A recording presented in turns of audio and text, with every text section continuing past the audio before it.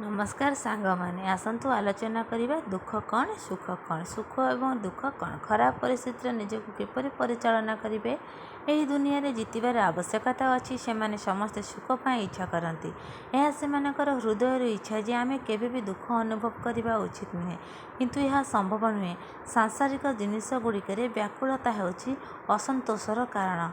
जदि आमे जहाँ चाहूना तेबे आमे जंत्रणा अनुभव करूँ। यह सत्य होची जे मनीष इच्छा बंद करने द्वारा इच्छा निजे असंतोषर कारण अटे। एवं जदि तुम्हें भगवान ठारू जहाँ पाइछ से संतुष्ट रुह तेबे तृप्ति देखी हेतु दूर दुख दूर हेब। आमर भारतीय संस्कृति आमर शास्त्र आमर धर्म आमको शिक्षा दिए जे केवल जीवनर सुखी दिग को नुहे बरं दुख को मध्य देख तापर दुख सुखरे परिणत हेब। सुख निजे दुखरे परिणत हेब। दुख को तुम मुहरे तुमर शब्दरे तुमर अभिव्यक्तरे दुख बोली भाव नहीं। जदि दुनियार लोक मैंने जानती जे तुम्हें दुखित तेबे तेमाने तुमको हसिबे एवं तुमर क्षति करने को चाहती। केही आपण को साहाय्य करिवे नहीं एवं जदि आपण दुख को सुख बोली भावती तेबे दुख धीरे धीरे निजे ह्रास पाइब।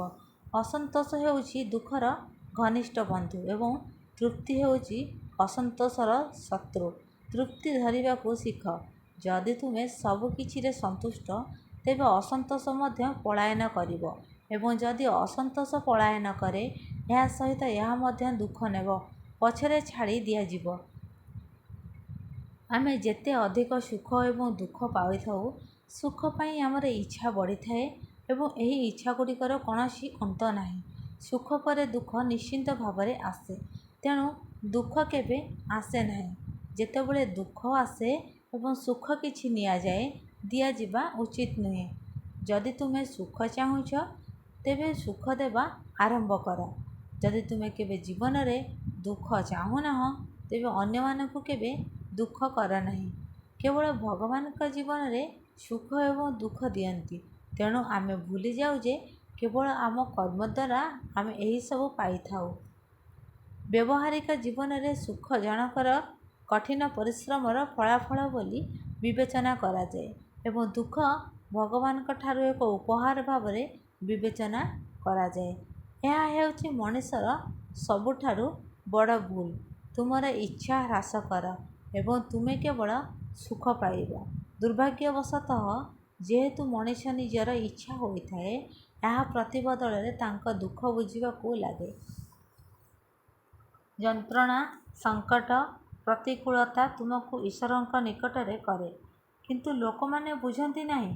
किंतु सत कहबाकू गले दुख अत्यंत मधुर कारण जेउठारे दुख अछि समस्ते आमको छाड़ी थांती एवं जेतेबेले समस्ते तुमको छाड़ती तुमे जानिब तुमर प्रकृत बंधु किए एवं एपरी परिस्थिति रे तुमे जानिब जे तुमर बंधु केवल भगवान आउ केही रही परिबे नहीं।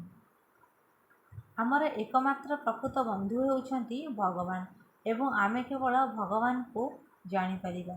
जदि जीवन रे केवल सुख अछि तेबे बोध हुए आमे भगवान को केबे भी जानी परिबा नहीं। मनीषर उभय सुख और दुख अछि एहीपरि आसिब कारण जीवन रे उभय सुख एवं दुख आम जीवनर गुरुत्वपूर्ण अंश। जदि आमे एक गछरु शिखिबा यह मध्य जीवनर किछि समय रे फूल फल एवं पत्र रे परिपूर्ण हुए एवं किछि समय परे पाग बदलिबा मात्रे यार मूल नष्ट होइबा परे यह समस्त पत्र हराई थाए एवं यार सौंदर्य एवं मूल्य ह्रास पाए। सेही भली आम जीवन मध्य गछ परे बेले बेले आम जीवन रे सुख और केतेबेले दुख प्राय निश्चित। जेतेबेले आमे जीवन रे अधिक दुखर सम्मुखीन हेबा सेतेबेले आमे कौन करिबा। एपरि समय रे आमे केवल आमर समस्त समस्या ईश्वरंक निकट रे समर्पण करिबा उचित। जदि आमे कौनसी जंत्रणा भोगुछु यह आम कार्य हेतु होइथाए। आमे पाइछु कौनसी स्थान रे किंबा अन्यटिरे आमे हुए तो किछि खराब कार्य करिथांतु सेथिपाई आम जीवन रे दुख आसे। एही दुईटी परिस्थिति रे निजको नियंत्रण रे ରଖ। ମଣିଷ କରିପାରେ ସବୁଠାରୁ ବଡ଼ କଥା ହେଉଛି ସଂଯମତା। ଅନେକ ଥର ଲୋକମାନେ ହଠାତ୍ କିଛି ଧନ କିମ୍ବା ପଦବୀ କିମ୍ବା ପ୍ରତିଷ୍ଠା ପାଇଲେ ଅତ୍ୟଧିକ ଉତ୍ସାହିତ ହୁଅନ୍ତି। ସେମାନେ ଅନୁଭବ କରନ୍ତି ଯେ ବୋଧହୁଏ ମୁଁ ପୃଥିବୀର ଏକ ବିଶେଷ ବ୍ୟକ୍ତି।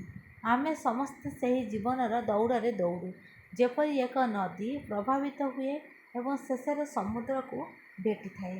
ସେହିଭଳି ଆମ ଜୀବନର ଦୌଡ଼ ମଧ୍ୟ ବହୁତ ଲମ୍ବା ଅଟେ ଏବଂ ଶେଷରେ ଆମେ ମଧ୍ୟ ଆମର ସମସ୍ତ ଧନ, ପ୍ରସାଦ ଏବଂ ମହଲ ଛାଡ଼ି ଶେଷରେ ଭଗବାନଙ୍କ ନିକଟରେ ସମର୍ପଣ କରୁ। କ'ଣ ଅବାଞ୍ଛିତ ଅସୁବିଧା କିମ୍ବା ଦୁଃଖ ଘଟେ ନା କାହିଁକି, ସବୁବେଳେ ହସିବାକୁ ଲାଗ। ସୁଖ ଏବଂ ଦୁଃଖ କ'ଣ? ଏହା କେବଳ ମାନସିକ ଭୋଗ। ଆମର ଏହି ଚିନ୍ତାଧାରାର ଏକ ଉପାୟ। ଆମେ ଏହି ଚିନ୍ତାଧାରାକୁ ନିଜେ ପରିବର୍ତ୍ତନ କରିପାରିବା। ଯଦି ତୁମେ ଦୁଃଖକୁ ସୁଖ ବୋଲି ମଧ୍ୟ ଭାବୁଛ, ତେବେ ସମସ୍ତ ଦୁଃଖ ସୁଖରେ ପରିଣତ ହେବ। ଅଜ୍ଞତା ଏବଂ ଅଜ୍ଞତା ମଧ୍ୟରେ ସମ୍ପର୍କ ପ୍ରାଚୀନ କାଳରୁ ଜୀବକୁ ଦ୍ୱନ୍ଦ୍ୱରେ ପକାଇଥାଏ। ପ୍ରତ୍ୟେକ ଜୀବ ସୁଖ ଚାହାନ୍ତି। ଦୁଃଖର ଚିନ୍ତା ମଧ୍ୟ ତାଙ୍କ ପାଇଁ ଅସହ୍ୟ ମନେ ହୁଏ, କିନ୍ତୁ ସେ ଏପରି କାର୍ଯ୍ୟ କରନ୍ତି ଯେ ସେ ସାମାନ୍ୟ ସୁଖ ମଧ୍ୟ ପାଇପାରନ୍ତି ନାହିଁ। ତ ଫ୍ରେଣ୍ଡସ୍, ଯଦି ଭିଡ଼ିଓଟି ଆପଣଙ୍କୁ ଭଲ ଲାଗୁଥିବ ତ ପ୍ଲିଜ୍ ଲାଇକ୍, ସେୟାର, ସବସ୍କ୍ରାଇବ୍।